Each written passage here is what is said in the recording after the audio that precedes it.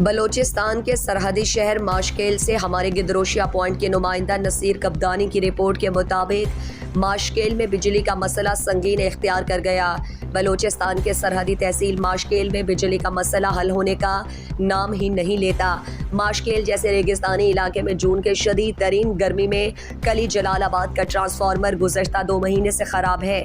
اہل محلہ کا کوئی پرسان حال نہیں، جبکہ لوگوں نے متعدد بار اپنی مدد آپ کے تحت چندہ جمع کر کے مرمت کی، لیکن مستقل طور پر بجلی کی فراہمی ممکن نہیں ہوئی۔ بار بار چندہ جمع کر کے لوگ تنگ آ گئے۔ دوسری جانب متعلقہ حکام اور علاقائی نمائندے اس بابت اقدامات اٹھانے سے قاصر۔ کلی جلال آباد کے واسیوں نے چیف گیسٹ کو وابستہ حکام اور حکومت وقت سے پرزور مطالبہ کیا کہ جون کے شدید ترین گرمی کو مد نظر رکھتے ہوئے بلا تاخیر کلی جلال آباد میں نئے ٹرانسفارمر کی فراہمی کو ممکن بنایا جائے تاکہ لوگوں کی مشکلات دور ہو سکیں۔